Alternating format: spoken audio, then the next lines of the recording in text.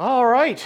I want to start on the button because I've got a presentation that's grown some arms and legs, and I might need a little extra time, so I'm definitely going to start off right off the bat. Hi, my name is Schroeder. I'm the managing CISO at Barrier Networks. It is my job to scan the threat horizon, look for problems, look for issues, and I'm changing my name right now. Fantastic. Look for issues and then provide guidance to our customers and the rest of the world actually on how to address and deal with those threats as they come. And one of the biggest threats that I've got on my radar is AI. And that's one of the things I want to talk to you today about. Now, fair warning. This presentation has evolved quite significantly since I initially pitched it to Digit, and includes now a demo, a live demo, which I've had to completely recreate from scratch on this laptop. So if you have any four-leaf clovers, now's the time to bring them out. But we'll get to that in a second. So first off, I want to talk about AI, and I'm going to talk about what is generative AI and chatbots. It's not going to be a technical discussion. I'm going to keep it really high level. We're going to talk about who uses generative AI and some recent research on that. We're going to talk about the dangers of generative AI and the security. How do we respond as business leaders? And come on in. As business leaders and as security leaders, how then can we protect this thing that has now become the fastest adopted technology ever? How then do we respond to that? So that's the big issue that we've got. So first off, what is generative AI? I am not going to go through a big discussion on the technical aspects of what a large language model is, LLM. I'm not going to get into that. I'm going to give you the high level because a lot of people miss what this is and how it works, and as a result, misuse the technology. So as an analogy, well, first off, I want to ask right off the bat, how many of you have used ChatGPT or something like it? Raise a hand. Whoa, that's a lot of hands. I'm thinking that's close to 99% if it was not. Who has never used ChatGPT or something else? What's it? Okay, that's no hands. So that was 100% of the hands that were up. So now let me ask this. How many of you have used ChatGPT basically every day? Ooh, a lot fewer hands. That's very interesting. All right. So I want to talk about what ChatGPT is, and I'm going to use some analogies on this. Imagine a library, and imagine all the websites, all PDFs, all books, and everything that is out there. And all these books and all these websites and libraries and PDFs contain a lot of information. Now, what we're used to, in terms of the internet, we're used to building some kind of an index to find those things. Right? So just like the index in the back of a book, we categorize that information so that we can find it, and Google has become the world's indexer and card catalog for the library that is the internet. Right? Now what Google does is it gets really good at being able to classify that information. So if you're looking for cats or if you're looking for felines, it generally points you in the same direction. Now Google is really good at understanding that if you're looking at pictures of cats, you probably want cute ones, and if you're looking for pictures of felines, you're probably looking for something a little more technical, right? So it gets good at being able to sort out what you're wanting based on what people tend to search for. So that's really good. So Google tends to seem like it knows everything, but it doesn't. Google has just read everything and knows how to point you to get you there. So now let's talk about large language models. Large language models take the same core data. They take the internet, they take websites and books and PDFs and all this information, and then they read it, and then they try to understand it. And then they take this information so that its purpose is to create new information.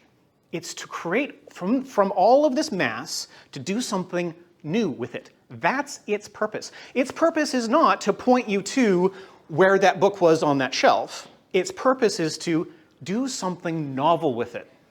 So the one analogy I use is like a mood board, right? You've got a lot of different media and a lot of different information that's been cut and pasted and selected together and smashed together to create some kind of an understanding from multiple different sources, and then from here, you create something new. Now, the other thing, if you're not a visual learner, if you're more of a Audio learner. How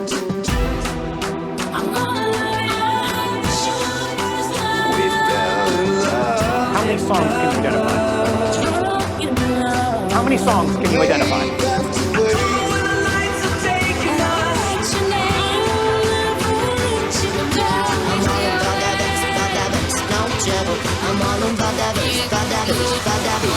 Pop Danthology.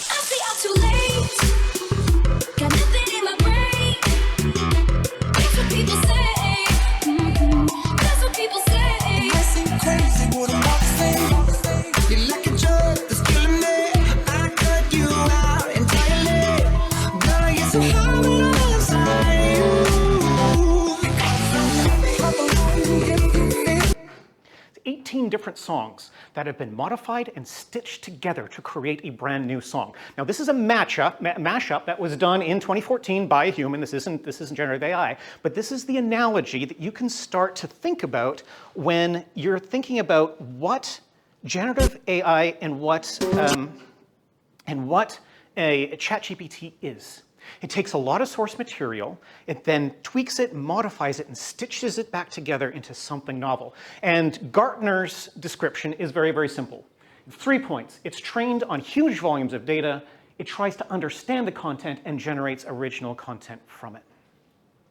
Understanding this model is very important for us as either business leaders or security leaders because this then affects how we use it, its appropriate use within our organizations, and how we secure it. Now, before we get going, I need to let you know a bias. I believe that the introduction of ChatGPT and its availability for free to the public is like a time traveler going back to the Middle Ages and giving a farmer a fully populated laptop with access to a fully populated internet. That's what I believe happened when ChatGPT hit the world. That's my bias, so now you know where I'm coming from. All right? So who uses generative AI? This is important. These numbers are really important. As you can imagine, there's been a lot of studies done. Generative AI, ChatGPT, is the fastest adopted technology ever by factors, hundreds of factors more than the next fastest adopted technology. That should scare you and excite you. Because remember my bias? Remember my bias? This is a good thing. This is a good thing, but we need to be very, very responsible with it. So BlackBerry survey with IT decision makers. So CIOs, CEOs, CTOs. And they're got some really interesting stats on this one. 81% of respondents from the survey see the benefit of generative AI in enhancing cyber defense, cutting through a lot of that noise, understanding logs, understanding human activity, understanding all these things, and being able to pull out those things which are risks to us. So this is a very useful thing, and 81% of respondents agree that it's probably going to be good for that. Half of the respondents see the benefits of generative AI and chatbots for organizational efficiency, innovation, and creativity. Half. So there is a lot of pull and a lot of demand and a lot of skewing towards wanting to do something with AI. Salesforce just released a survey last week. Yes, I've been adapting this and updating this every week as new information comes out, talking about the users of AI. So not the decision makers, not the business level, but the user level. Half of the respondents, and this was across 4 different major countries, US, UK, India, somewhere else, I forget. Half have tried it. 1/3 of users use it every day. A third of half, or a third? Third of half. So that's why I've nested it, right? So 1/3 of those who have used it use it daily. 60% are on their way to master it. And this is a fascinating stat for me. This 60% is a fascinating stat because you have a massive group who want to become power users. They want to. It's the desire to be able to master it, right? We're not trying to set up a training guide and a rubric for determining whether you got there. The desire of people who use it, they want to master it. They've stated that they want to master it. This is a massive power user group, and as security people, we need to be very, very mindful because they are our biggest risk. Not because they're going to misuse it or abuse it, but because they're going to use it in ways we can't predict. if we're not also power users. So we're going to get a lot of fascinating feedback from people on how it works and what they're going to do with it. And they're going to come up with weird and wonderful things to do with it. Remember my bias? It's wonderful, but we need to be able to do it responsibly. 65% of the people who have used it are millennials or Gen Zs. And this one, 52% of the Gen Z users trust it to make informed decisions. Ray, we could do an entire all-day conference just on that stat alone, and we're doomed as a result of that one. What's Gen Z? Generation Z. So this would be the people born in, help me out, 2000, under the age of 25 right now, isn't it? 98. Is it 98? Okay, sorry, a little older than that. Gen Z is a little bit.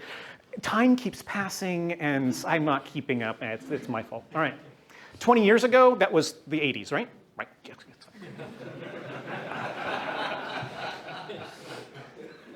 All right, now 51%, of course, half the other respondents have not tried it, and 64% of those said they would if they think it's safe. Yes? You're kind of a quote there about 52% of Gen Z. Why is that any different from some, say, using Google and trusting what's on Google?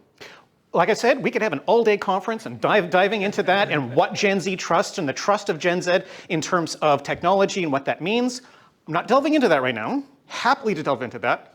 Love to delve into that. But that's not what I'm getting into right now. But the fact, remember that LLMs, ChatGPT, is a mashup of information.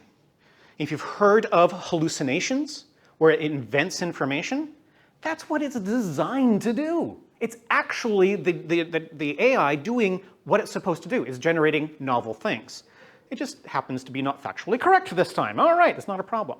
But yeah, that's going to cause some issues. So if we could find a way for it to be safe, both users and decision makers would love to be able to do it if we can find a way to make it safe. And part of that is what I'm going to talk about today. Now, dangers of generative AI. Lo and behold, the OWASP has created a top 10 list of generative AI and LLMs. Half of the list is more about creating your own and creating your own applications as a developer. That's fine. I would like to pull out 4 things from their list that I would like to delve into. It's relevant for us in this talk today. Prompt injection risk.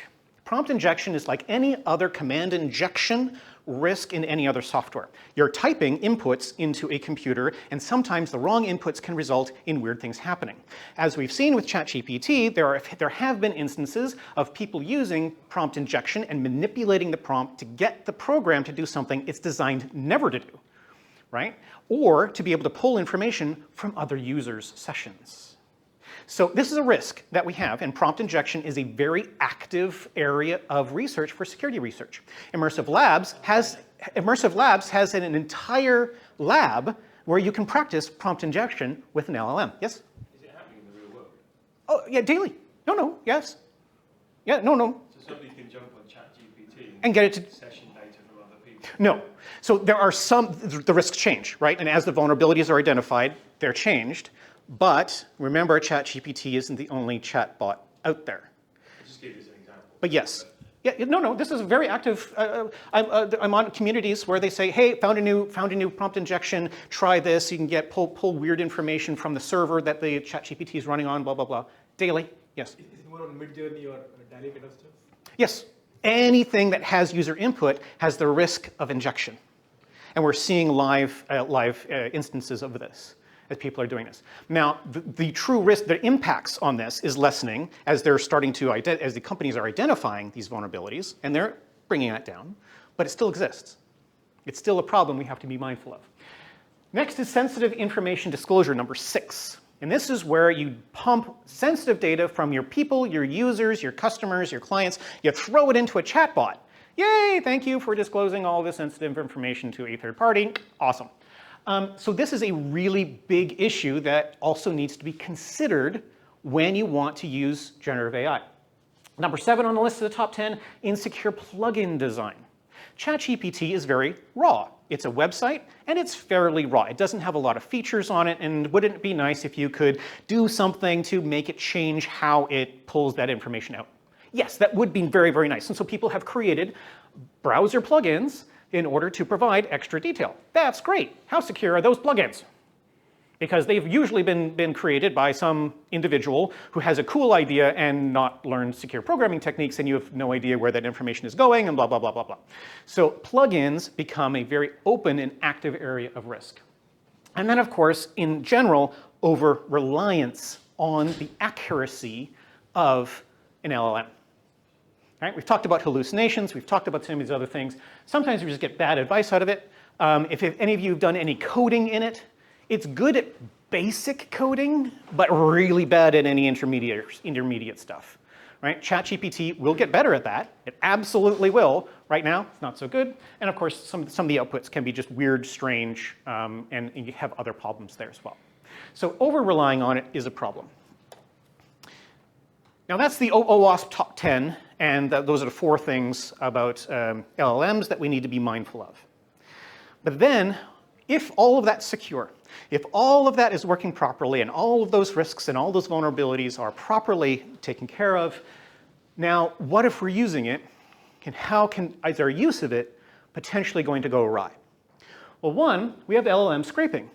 Remember that whole library idea? Where is it getting this data? It's scraping the web. It's scraping potentially your intellectual property, your copyrighted information, your copyrighted code. It's pulling all of that public information and learning from it. And there's a potential, as someone is asking ChatGPT, for instance, for something, to get word for word something you or your company has written. And then who owns that? It's supposed to be a mood board, it's supposed to be a mashup, but then who owns that output if it happens to be word for word? So this is a big, big concern. As I mentioned before, ChatGPT and these LLMs can code, right? Which means they can code malware, hooray! And researchers have shown this multiple times, that you can actually create basic malware, and basic ransomware, and different strains that haven't been seen out there before. So that's possible. We also have spear phishing. So imagine you take someone's LinkedIn profile, and you dump it into ChatGPT, and then you ask it, please write me a 4-email sequence, gaining their trust, making me understand, have the same types of interests and values as this person, and I want to invite them to a barbecue with an attached PDF for where that barbecue is and a link to sign up, right? It'll do it. And it's pretty darn good at it, too, actually. I was actually rather impressed. You should replace the link in the PDF with something malicious. Hooray! Here you go, spear phishing. At scale. For everyone in your executive team. At once. Anyone want to attend my barbecue? Now, we talk about the different LLMs, right? So you have ChatGPT, you've got Midjourney, you've got Claude, you've got Bard, you've got Bing, you have all of these other things, all these others, and they're meant to be secure, and they're meant to be safe, and they're meant to provide a basic guardrailed, protected experience for you while you're using it. So if you ask it for the recipe for meth, for instance, or a bomb, it's not going to give you that. Well, guess what? The criminals out there said, that's no fun, so they created their own. It's called WormGPT. It's pretty darn close to ChatGPT, except without any of the guardrails. So if you want to know the recipe for meth, it'll give it to you. Hooray. And then, of course, deepfakes. And this is where it all goes wrong. Hey, Ray, are you there?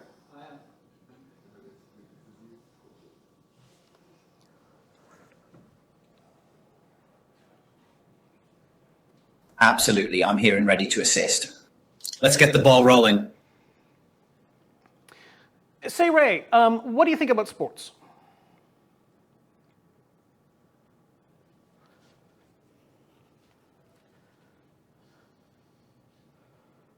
I have a profound admiration for the beautiful game of football, particularly Manchester United, a team that etches a standard of excellence in the sport. Hey, Ray, is that true?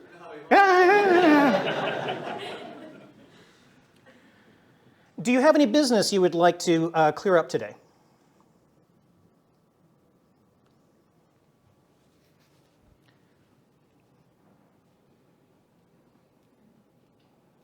Indeed, I'd like to ensure that a payment of £100 is made to account 12345 as soon as possible. Oh, and what's this payment for?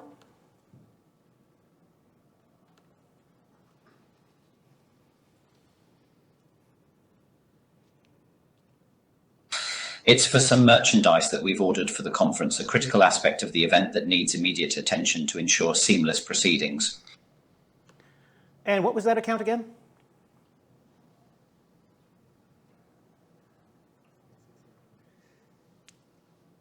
The Wi-Fi is really slow.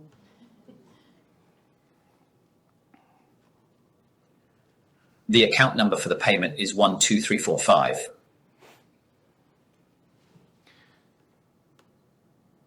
Thank you. And what do you think of Jordan?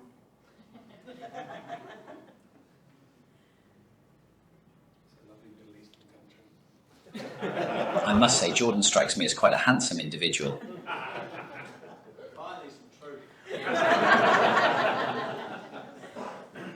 Why, thank you, Ray. You're so kind.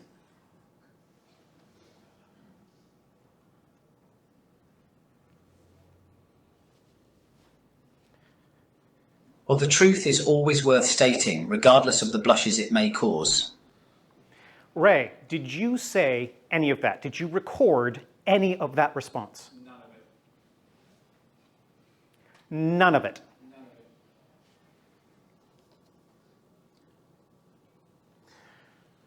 I spent some time creating a deep fake using AI based on a recording of Ray's voice from a video from YouTube. I had his permission. You can go in LinkedIn and actually find the permission because he gave it to me. I then hooked it up to ChatGPT. I was actually talking to ChatGPT.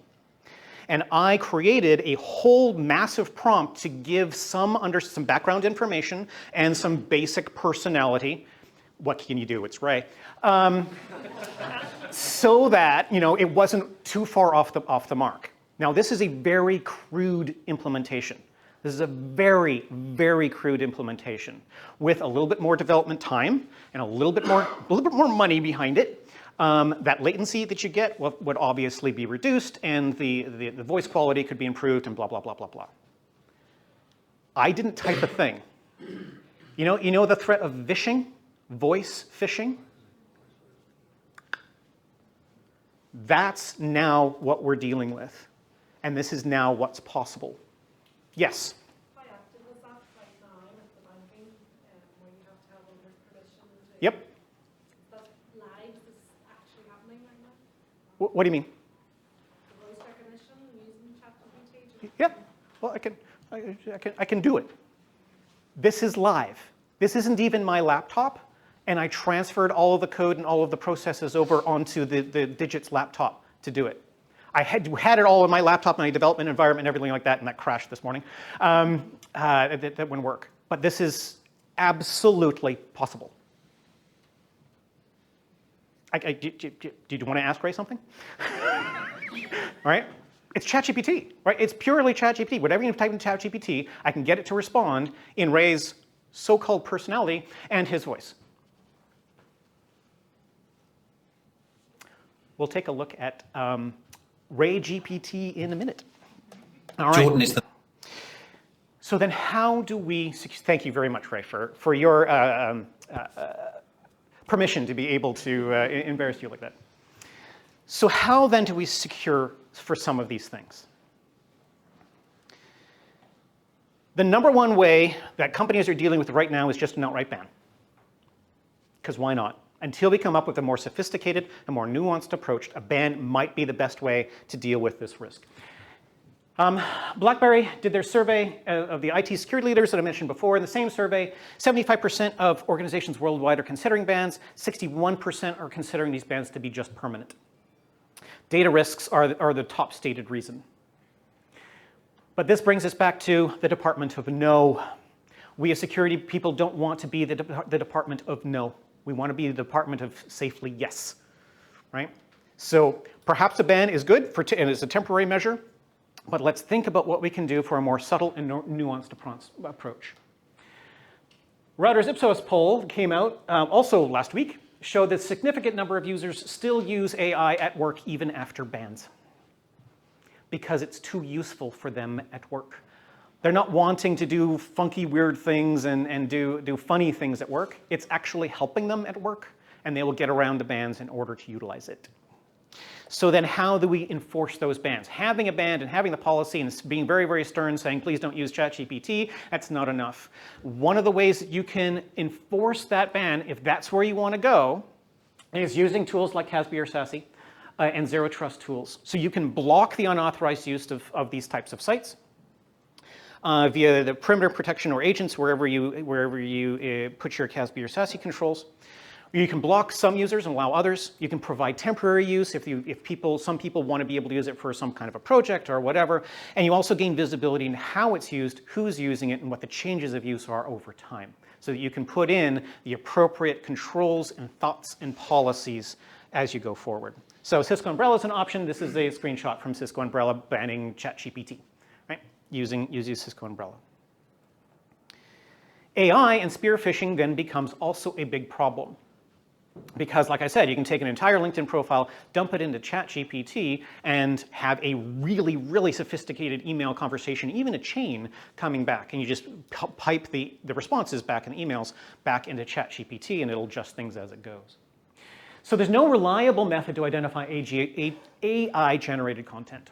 There just isn't. People have tried. It's not good. It's might as well flip a coin. The existing machine learning analysis of phishing emails still works. It is still an effective way of identifying whether or not this is a phishing email based on all the other context. But what we're seeing now is phishing companies using AI to battle AI. And IronScales has a what they call Phish LLM, and it is a side of inbox. Right, side of desk is a side of inbox advisor that does all of the context and sentiment analysis we try to train users for, right? Is there a sense of urgency? Does this make sense? Have we seen this sender before? Is this an appropriate type of content from this sender that we've seen? And we want to train people to do that. It's a little hit and miss on whether or not it's effective, but now you have an LLM that can do that for you. Does it give you a score? Yep. Gives you a confidence rating, absolutely. So IronScales does this, and you can even have ask it questions, right? Ask the AI questions, your AI questions to figure out what should be done, how should be done, do we report this, blah, blah, blah, blah, blah. So you can now have AI to help your users make sense of all these things. And to be a built-in advisor. So IronScales has their Phish LLM, which is built into their product, which is also very fascinating. And then, of course, policies and training. The steps for creating a policy, I'm a bit of a policy geek. I love policy. That makes me really weird, I know. I love policy, and you've got to make sure you have a flow and a cycle and a feedback cycle to your policies to make sure that they're living documents. So first off, determine what uses people have for AI. Remember, we don't want to just be the department of no. We want to be the department of safely yes. So what are they using it for? Can we provide safer alternatives or have a policy that supports that to say yes, but protect us from the risks that also come with it? Create the clear policies defining unacceptable and acceptable uses of AI in the organization, and then communicate it and train the users on it and get their feedback all the way through. Train the users on not sharing sensitive data with AI. Don't just dump in company data or customer data or client data into AI. Do other things. Find another way of doing it. And train users on the potential biases inherent in the AI models, ensuring that users are aware of the limitations. Okay?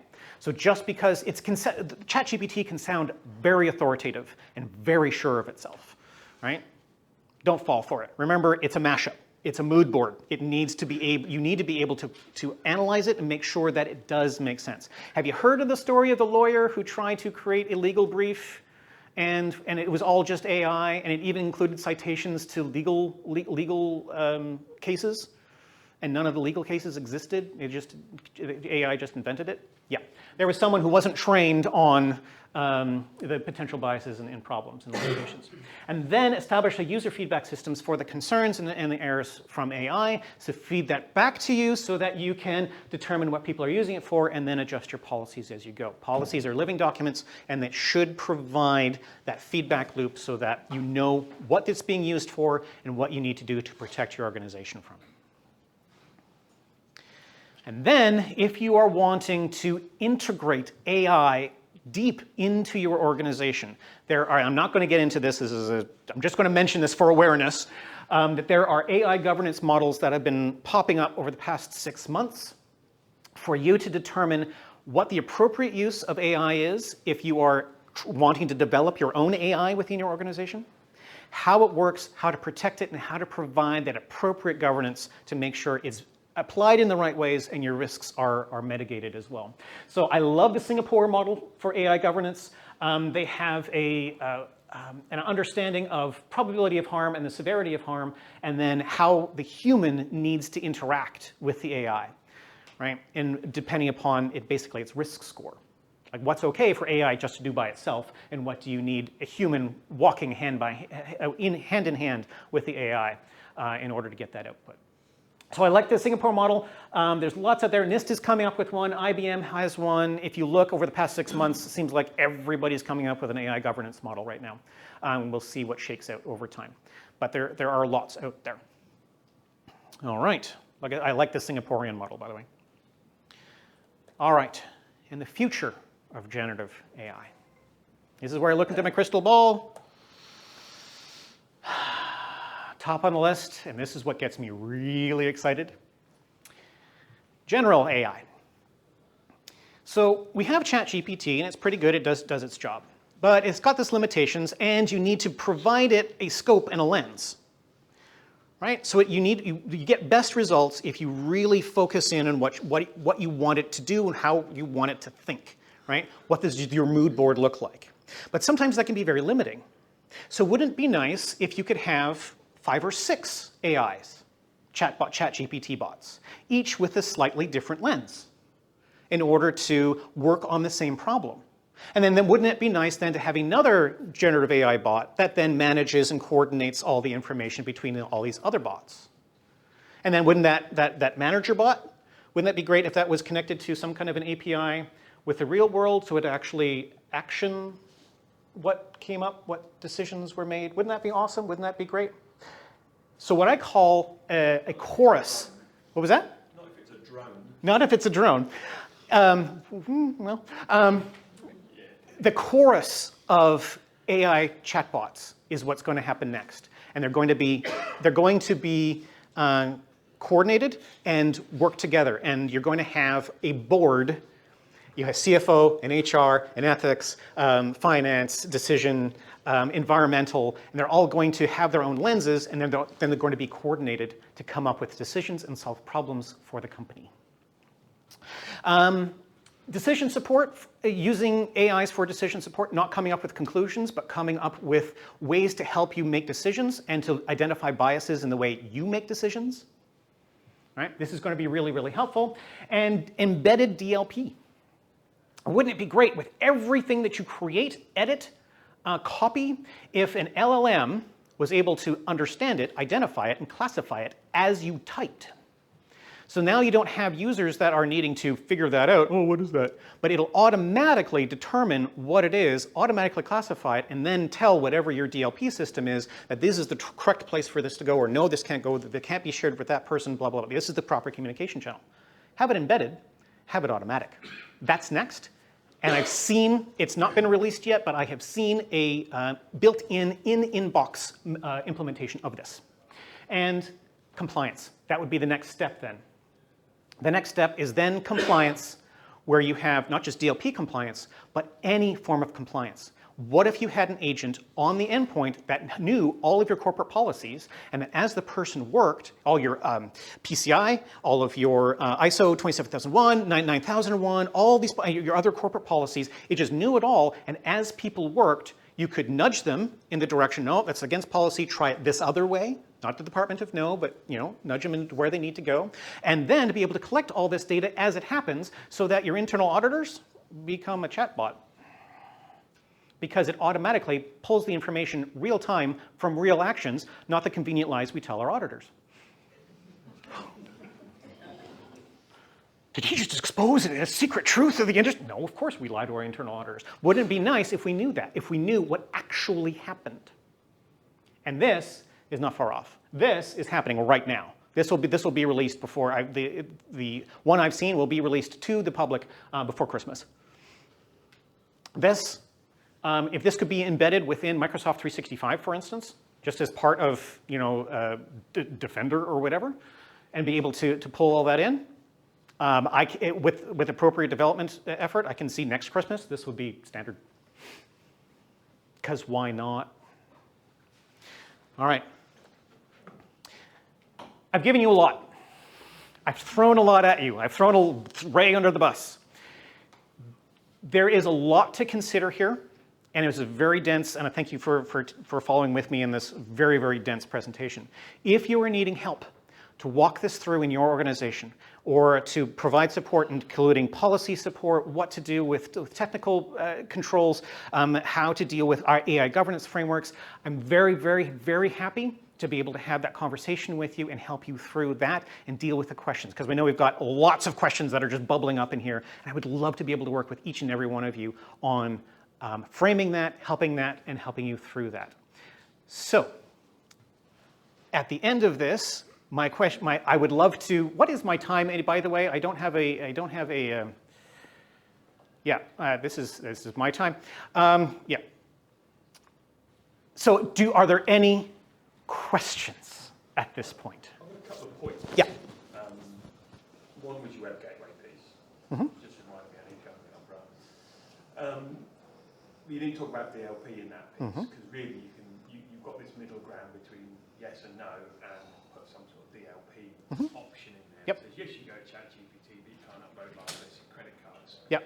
Kind of thing. So that's the point.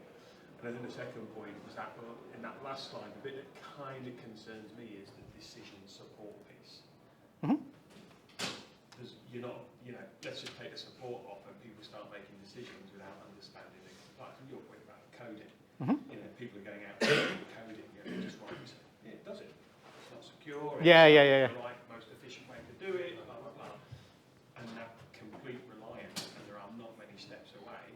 We've seen already, our comms team, who fell out with me when I turned on ChatGPT, because we need ChatGPT to write emails to our customers. So I think it's very easy to move away from decision support. Absolutely brilliant, yes, but then just decision making. Over reliance. Automation off the back of that. I joked about the drone piece. There are drones out there that are using AI to make decisions as to whether to kill people. Yep. There's a big ethics concept. Oh, yes. Computers killing people. Gotta love it. Any other questions or comments? Yes? Yeah, the human voice from a biometric perspective is considered unique. The ChatGPT, can it mimic that uniqueness? So Biometric perspective. ChatGPT cannot. I've stitched together a bunch of voice AI synthesizing stuff in order to reproduce Ray's voice. It is reproducible. I think voice biometrics is now dead. I don't think it can be done unless some other another way of analyzing the voice can be created. I think this will actually kill voice biometrics. And it's not ChatGPT, it's AI. It's generative AI looking at voice. So it's not ChatGPT. Question in the back? Yeah, it was just sort of the same vein. And obviously you've got voice, but then you've also got face. You've also got retinal recognition. You've also got potentially DNA recognition in the future. Yep. Do you think so there's a low level of trust. I see something on YouTube, and I think, that maybe happened. So that's a large scale, a small scale of personal authentication. Is this, what do you think that looks like in 5 years?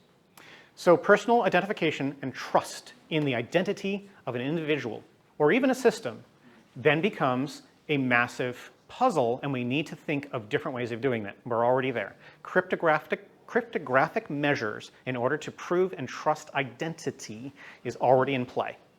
Biometrics then becomes a problem. By the way, Face ID, have you seen my YouTube video where I turn into Margot Robbie?